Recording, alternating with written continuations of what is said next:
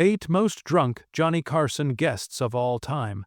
For 30 years, Johnny Carson was the king of late-night TV, having Hollywood's biggest stars visit him on his show with his cool personality and great timing.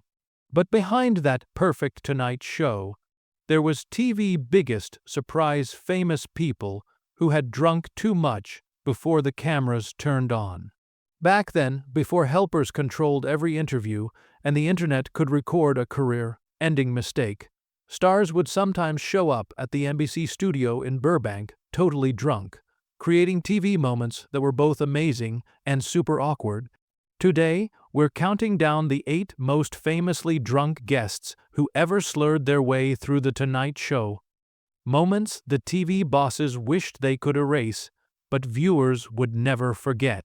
From Oscar-winning famous actors who couldn't remember where they were to Hollywood stars who almost fell off the famous couch, these weren't just weird interviews, they were live TV almost falling apart. And what's really cool is how Carson dealt with these crazy situations. Sometimes nicely, sometimes looking frustrated, but always with the quick jokes that made him a legend. So grab yourself a drink, though maybe not as strong as what these celebrities had, and enjoy the countdown of Johnny Carson's most memorably drunk visitors. What made these Drunk Tonight Show visits so special wasn't just seeing famous faces acting drunk. It was watching how the calm Johnny Carson handled these crazy situations. In a time of live TV with no way to edit mistakes out, Carson had to think fast when faced with mumbling Oscar winners, rambling directors, and celebrities who might say or do absolutely anything. Some hosts might have freaked out or ended interviews quickly at the first sign of trouble, but Carson usually used a smart mix of gentle steering, planned commercial breaks, and funny comments to Ed McMahon that pointed out the problem without embarrassing his guests. Of course, not all interviews could be saved, and some celebrities found themselves permanently kicked off the Tonight Show guest list after really bad appearances.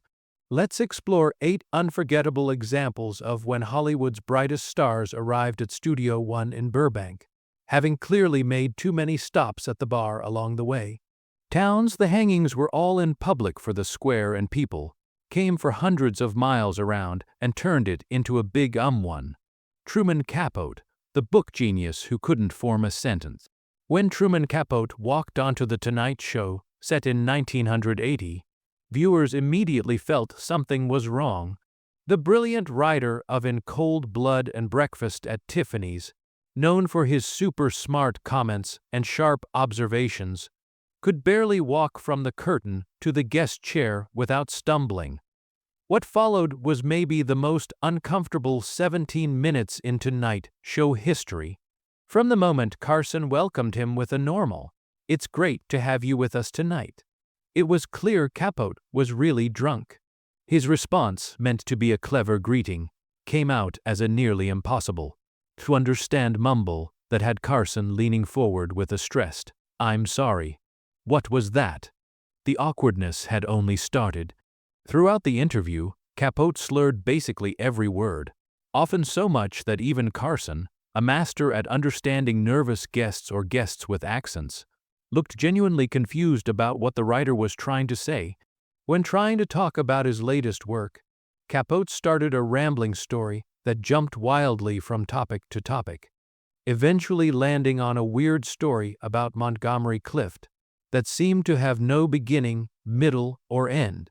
The studio audience, at first excited to see the famous writer, got more and more uncomfortable as the interview went on.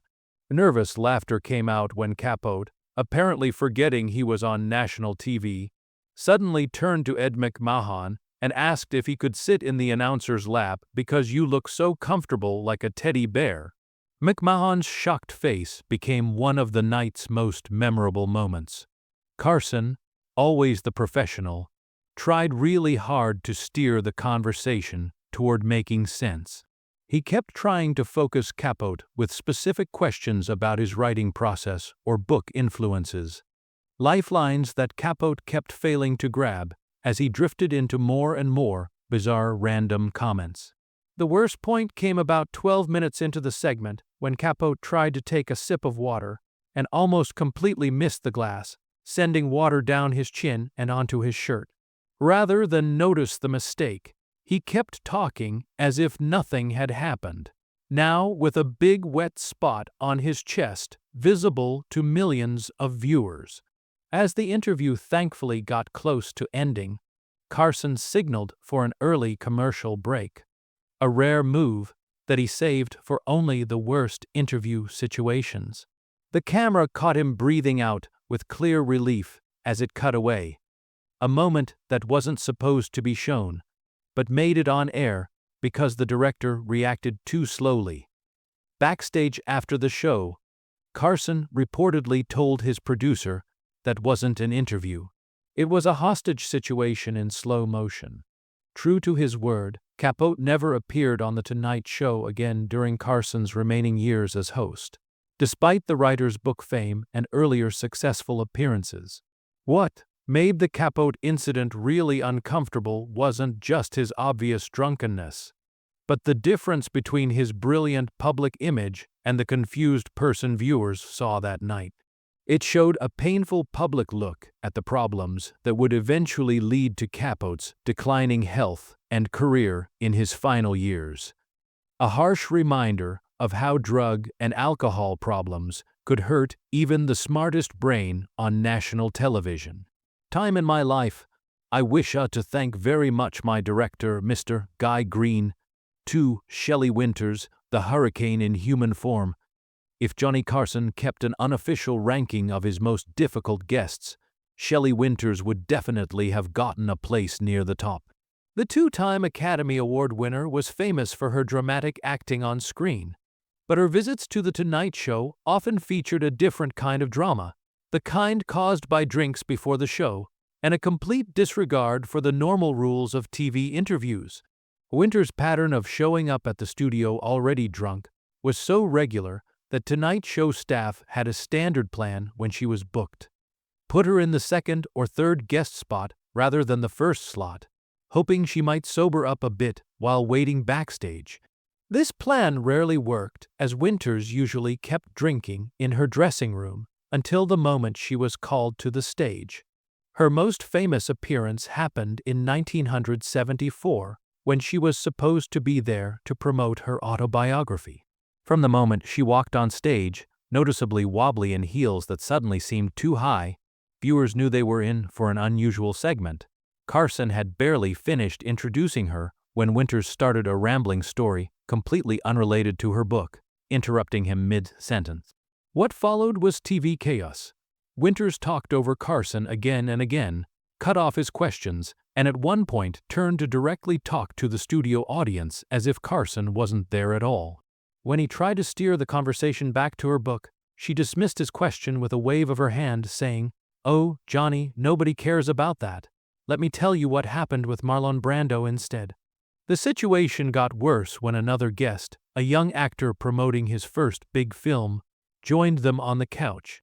Rather than letting Carson interview him, Winters kept interrupting, at one point placing her hand on the clearly uncomfortable young man's knee, while telling him he reminded her of a young Errol Flynn. When the actor tried to answer Carson's question about his film, Winters loudly said, "His movie isn't very good, but he's pretty to look at." Carson, normally super composed and professional, showed rare visible frustration. Viewers could see his jaw tightening as he kept trying and failing to get control of his own show. At one point, the camera caught him shooting a desperate look toward Ed McMahon, who just shrugged helplessly from his sidekick chair. The breaking point came when Winters, apparently feeling that Carson wasn't paying enough attention to her stories, reached over and grabbed his note cards from his hand, throwing them over her shoulder while saying, "You won't be needing these, Johnny. I'm much more interesting." The cards scattered across the studio floor as the audience gasped. After finally managing to end the segment with another early commercial break, Carson reportedly told his producer, "If she's ever booked again, I'm taking that night off." True to his word, Winters disappeared from the Tonight Show guest list for almost 3 years. An extraordinary blackout period for an actress as famous as her. When she finally came back in 1977, it was under strict rules, including a noon interview time for the tape-delayed show, making lots of drinking beforehand less likely, and an understanding that any similar behavior would result in a permanent ban. As one staff writer simply described her approach to Tonight Show appearances, she didn't sip, she stormed. What made Winters' drunk appearances really hard was that, unlike some drunk guests who just became impossible to understand, she became more bossy, louder, more opinionated, and completely unwilling to follow the basic rules of a talk show interview. In Carson's carefully planned TV world, she was the hurricane that no amount of preparation could contain. "Aren't you supposed to ask me things? Sure. Can I try this? 'Cause people always care to say it's just a problem." 3. Dean Martin, when the act wasn't an act anymore. Dean Martin's whole public image was built around a friendly, slightly tipsy charm. The martini glass in hand, the slightly loosened tie, the gentle sway as he sang. These were all parts of a carefully created image that had made him one of entertainment's most loved people. For years, insiders said that Martin's drinking was mostly for show, that the glass often had apple juice instead of alcohol, and that his drunk performances were mostly an act. On The Tonight Show, this created image worked well for him during many appearances throughout the 1960s and early 1970s. Martin would show up seeming half-drunk, charm the audience with slurred one-liners, and generally play up his reputation while actually delivering polished professional entertainment. Carson was in on the act, often setting up chances for Martin's drunk humor with questions like, "How much have you had to drink tonight, Dean?" But something changed by the mid-1970s. Those close to Martin noticed that what had once been mostly an act had slowly turned into reality, with the entertainer more and more turning to real alcohol to deal with personal problems, including the tragic death of his son and the end of his marriage. This painful change from fake drunkenness to real impairment became undeniably clear during a 1976 Tonight Show appearance that remains one of the program's most uncomfortable moments. Martin was booked as the main guest, supposedly to promote an upcoming NBC special.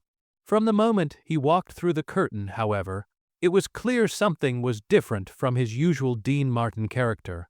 Rather than his trademark controlled sway, Martin stumbled noticeably on his way to the guest chair, almost missing it as he sat down. His eyes looked unfocused, and the slight slur that had always been part of his charm was now so bad that several of his first responses were almost impossible to understand. Carson, who had introduced Martin with his usual excitement, quickly realized that something was wrong. The interview went off course almost right away when Carson asked about Martin's upcoming special. Rather than giving the expected promotional answer, Martin looked genuinely confused and asked, "What special?" When Carson tried to remind him about the NBC program, Martin responded with, "Oh, I thought I was here to talk to Merv," apparently confusing The Tonight Show with rival program, The Merv Griffin Show. Carson tried to save the interview with his usual quick wit, joking, "Well, Merv's not here tonight, but I can put on a wig if it would help." The audience laughed nervously, but Martin didn't seem to notice the joke, instead staring blankly at Carson before asking, "What time is it?" Despite the interview being barely 2 minutes old, what followed was 7 painful minutes of TV, with Carson desperately trying to guide Martin through basic conversation, while the legendary entertainer drifted further into confusion. At one point, Martin started singing "Everybody Loves Somebody" without being asked, stopping mid-verse to ask if the show was being taped or broadcast live. The most telling moment came when Carson, looking for any sensible response, asked Martin about his famous golf game.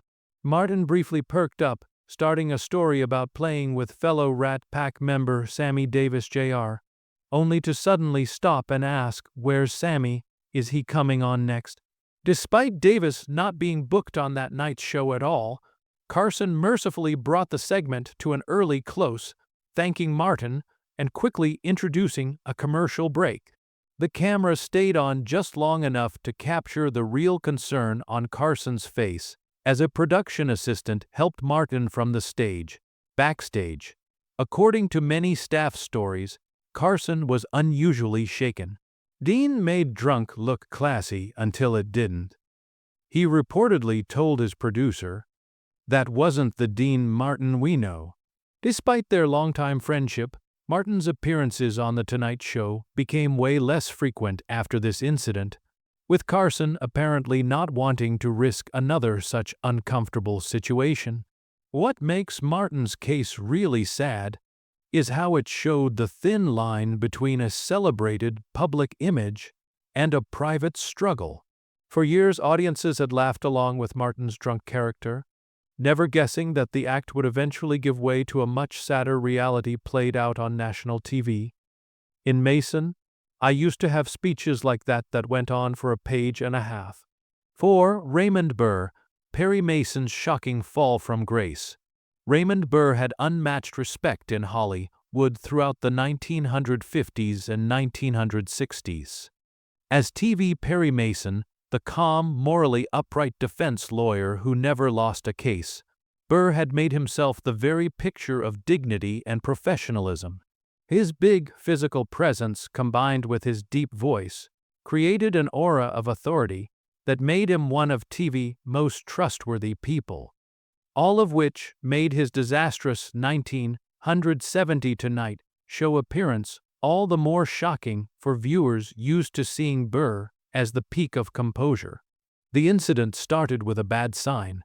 Burr showed up at the studio almost 40 minutes late, forcing Carson's production team to quickly rearrange the evening's schedule. When he finally appeared backstage, staff members right away noticed he was visibly drunk, a state basically no one associated with the strictly professional actor. Carson, already annoyed by the scheduling mess, was reportedly told about Burr's condition just moments before the actor was set to come on stage. According to production staff, Carson briefly thought about canceling the segment entirely, but finally decided that sending away a star as big as Burr would create even more problems. When Burr finally walked through the famous Tonight Show curtains, the difference between the Perry Mason that viewers knew and the man who appeared before them could hardly have been bigger. His normally perfect appearance was messy, tie crooked, hair unusually messed up, and face noticeably red. He gripped the back of the guest chair for a moment to steady himself before sitting down with a heaviness that made the furniture visibly shift. Carson started with a gentle question about Burr's current projects, likely hoping to ease into the conversation safely. Instead of talking about his work, however, Burr started a rambling speech about his orchid collection, a real hobby of his, but one that had nothing to do with Carson's question. For almost 10 painful minutes, Burr went on and on about orchid growing, breeding techniques, and his greenhouses in Fiji, sometimes losing his train of thought mid-sentence, only to start a new, equally off-topic subject. The audience, at first excited to see TV beloved Perry Mason, got more and more uncomfortable as Burr's speech became more slurred and his points more disconnected. Carson made several tries to redirect the conversation toward Burr's career, but the actor either didn't notice these hints or deliberately ignored them. The situation reached its lowest point when Carson, clearly desperate to save something from the interview, asked Burr about his experiences playing Perry Mason. Rather than giving the expected nostalgic reflection, Burr stared at Carson for an uncomfortably long moment before asking, "What did you say your name was again?" Despite having been introduced by Carson just minutes earlier, and despite Carson being the most recognized talk show host in America, Burr seemed genuinely unable to remember who was interviewing him. The audience's nervous laughter quickly turned to awkward silence.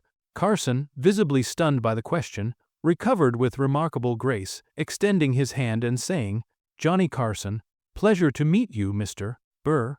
This moment of quick-witted damage control became one of Carson's most legendary examples of grace under pressure.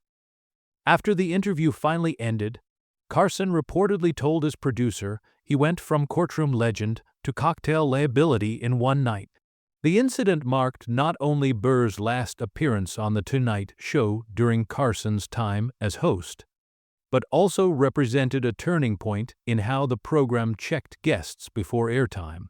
According to staff members, Carson started a new policy requiring production assistants to personally interact with every guest shortly before their scheduled appearance, with instructions to alert producers if anyone seemed impaired. What made Burr's drunk appearance really jarring wasn't just his celebrity status, but the complete opposite between his public image and his behavior that night. For millions of viewers, Perry Mason represented unwavering skill and moral authority. Seeing the actor behind that character so completely out of control created a mental disconnect that many fans found hard to reconcile. A harsh reminder that the line between a beloved character and the person playing them could sometimes be way wider than audiences realized, because I've always been in somewhat awe of you, and I did not know you at the time, but we'd been on the same stage together. And 5. Orson Welles, the brilliant mind under the influence. Orson Welles represented a unique category in the group of Tonight Show guests. Unlike celebrities who appeared mainly to promote their latest projects, Welles was welcomed as a real intellectual, a Renaissance man whose conversations with Carson often lifted late-night TV to something close to high culture. Their discussions usually ranged from Shakespeare to politics to the future of movies, with Welles talking at length in his amazing deep voice, while Carson played the role of the educated, curious host. These intellectual showcases made Welles's occasional appearances under the influence all the more striking.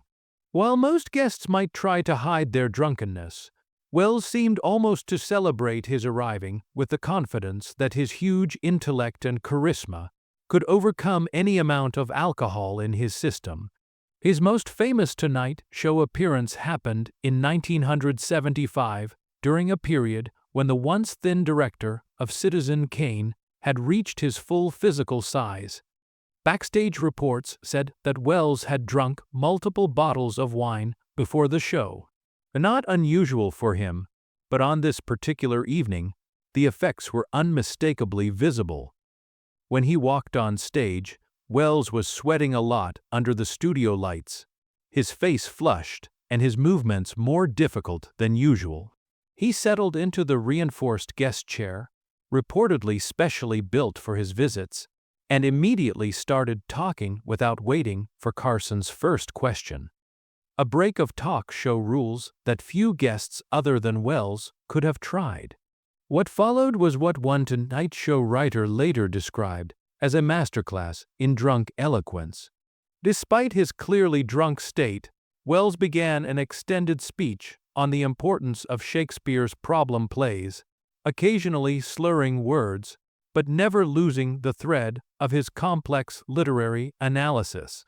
The performance was at the same time impressive and uncomfortable, a brilliant mind clearly operating through a big alcoholic haze. Carson, recognizing both the value and the potential disaster of the situation, mostly stepped back and let Welles continue what eventually became a 14-minute uninterrupted speech. The speech went from Shakespeare to Welles's experiences in the theater, to pointed criticisms of modern Hollywood, sometimes circling back to earlier points in a way that suggested Welles himself had lost track of his argument. The audience's reaction was mixed throughout this extraordinary segment. Some looked genuinely fascinated by Welles's performance despite his condition, while others seemed unsure whether to be impressed or concerned, as he sometimes paused mid-thought, visibly struggling to find words that would normally come easily to him. The turning point came when Wells tried to quote from King Lear, but couldn't remember the exact lines. Rather than acknowledging the mistake, he created what appeared to be entirely new Shakespeare-sounding dialogue on the spot. Delivered with such confident conviction that only Shakespeare experts would have recognized it was fake, this made-up Shakespeare continued for almost 2 minutes before Wells smoothly moved to another topic, as if nothing unusual had happened. By the segment's end, Carson's expression had changed from initial interest to visible exhaustion. When Wells finally paused for breath after his extended intellectual journey, Carson glanced at his watch and simply said, "We need to take a break." A rare moment of unfiltered reaction from the normally unflappable host.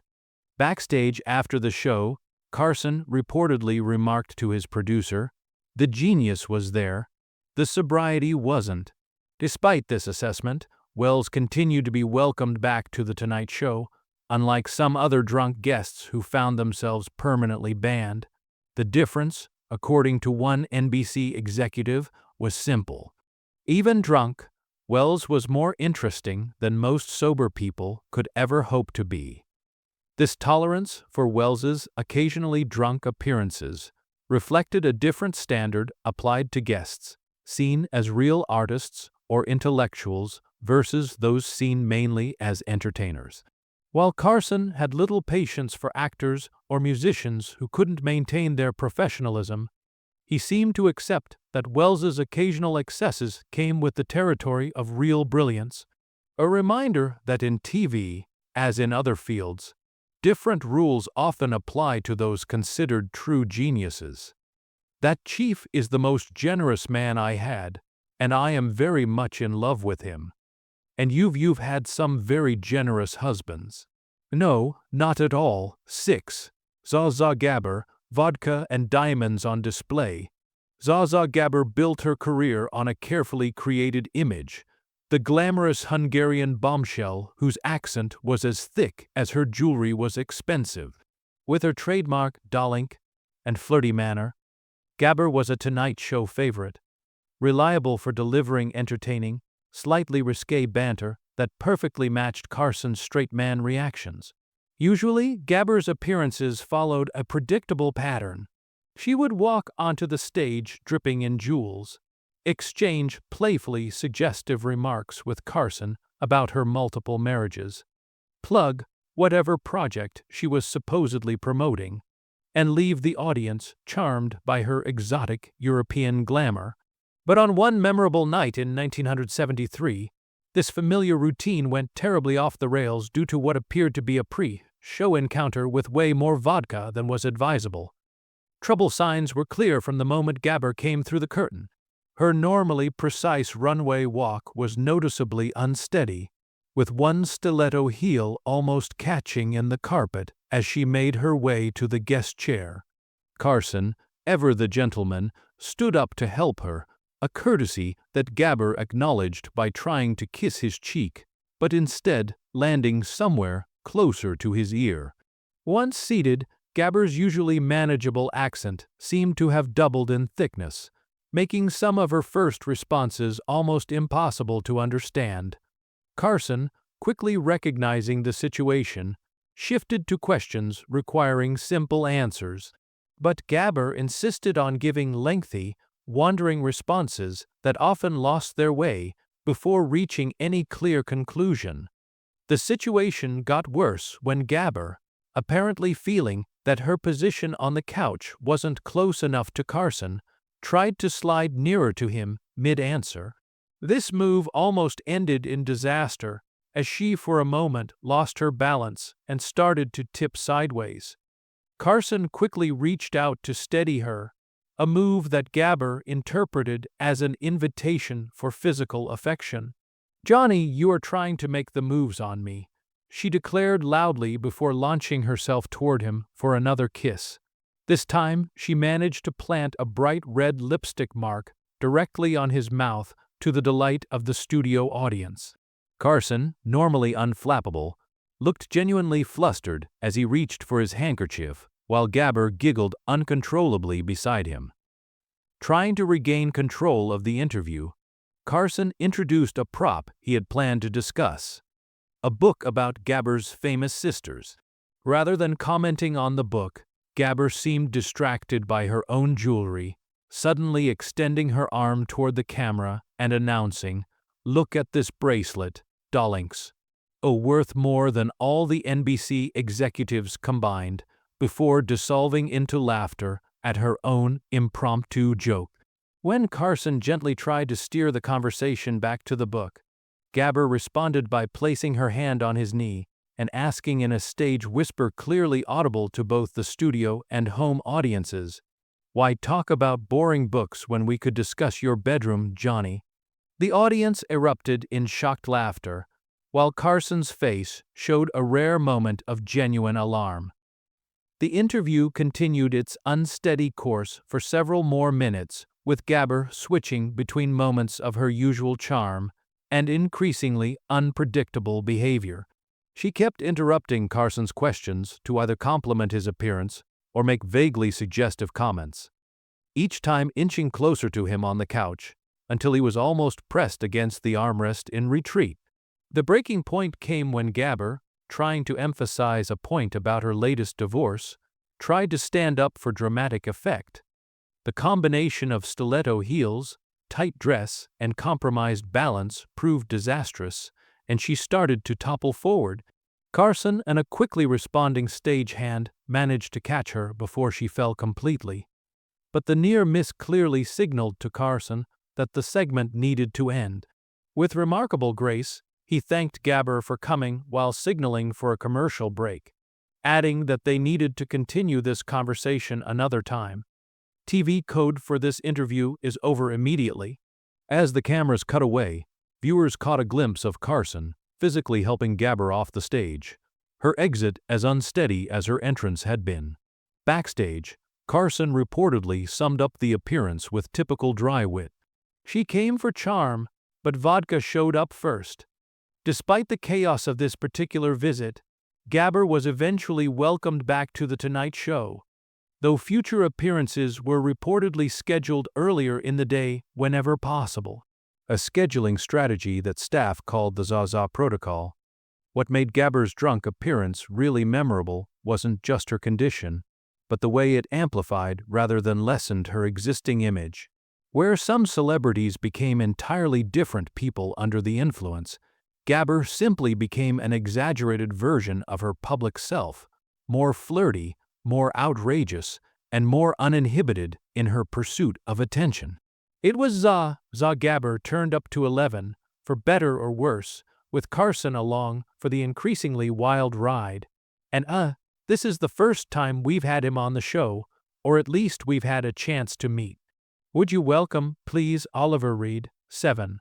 Oliver Reed, the guest too wild even for Carson. In the group of famously drunk celebrities, few names carry the legendary status of Oliver Reed. The British actor, known for powerful performances in films like Oliver and Women in Love, had earned an international reputation for his huge drinking and unpredictable behavior. A reputation that eventually made him the rare celebrity considered too risky even for Johnny Carson's Tonight Show. Unlike the other entries on our list, Reed never actually made it onto Carson's couch, a distinction that itself says a lot about his famous status. According to multiple NBC sources, Reed was booked to appear on The Tonight Show in 1973 to promote his role in The Three Musketeers. However, as the broadcast date got closer, reports about Reed's recent behavior on other talk shows reached Carson's producers, triggering unprecedented concern. Reed had recently appeared on several British chat shows in various states of drunkenness, creating moments of TV that were alternately hilarious and horrifying.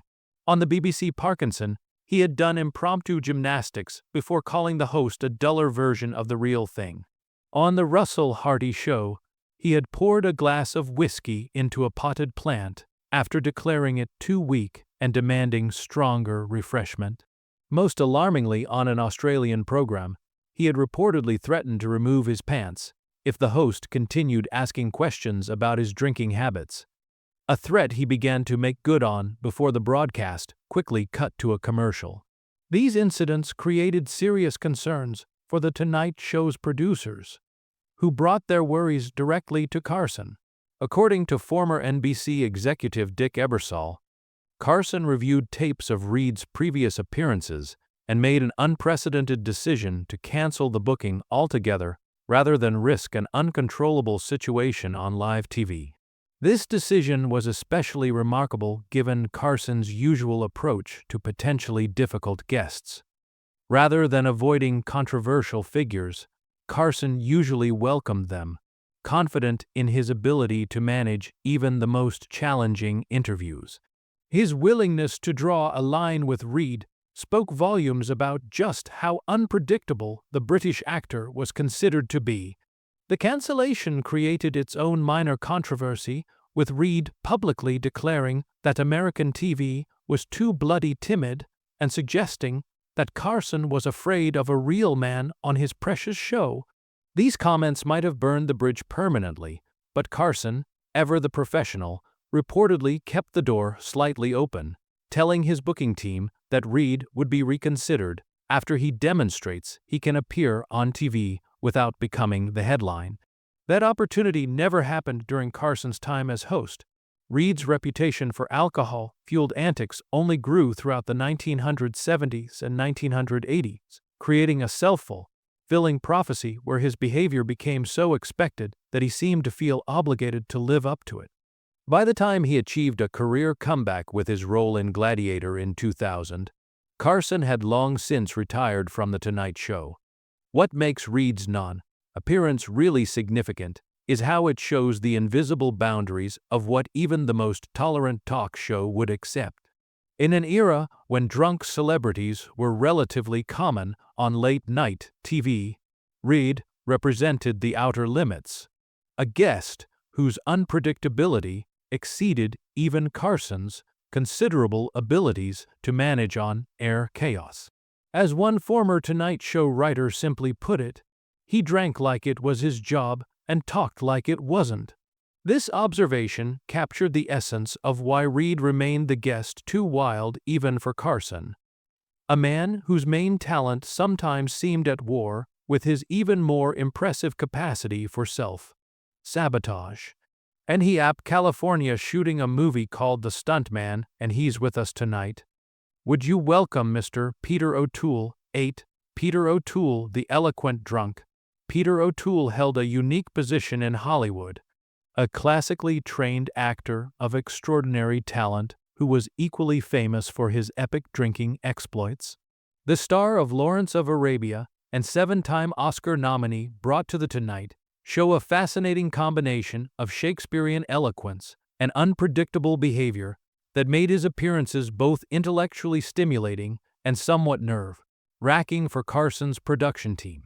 Unlike some celebrities who tried to hide their drunkenness, O'Toole approached his drinking with the same dedication he brought to his craft, with full commitment and without apology. His Tonight Show appearances usually happened after he had enjoyed what he called a proper lunch, his nice way of saying an afternoon of sustained Scotch drinking. His most memorable Carson appearance came in 1978, when he showed up to promote Caligula, already a controversial film before its release. Backstage staff noted that O'Toole was well lubricated before the broadcast, having apparently spent much of the afternoon in the hotel bar across from the NBC studios. Nevertheless, he was clear-headed and charming during the pre-interview, leading producers to believe the segment would go normally. When O'Toole walked on stage, he at first appeared composed, his natural grace and theater training allowing him to walk the short distance to the guest chair with reasonable stability. The first hint that the evening might take an unusual turn came when, rather than waiting for Carson's first question, O'Toole immediately started a critique of the studio lighting, suggesting it was designed by someone with a deep hatred of human skin tones. Carson, amused rather than offended by this observation, smoothly moved to a question about O'Toole's latest project, Rather than giving the expected promotional response, O'Toole started a remarkably articulate but entirely off-topic speech on the decline of classical training in modern actors.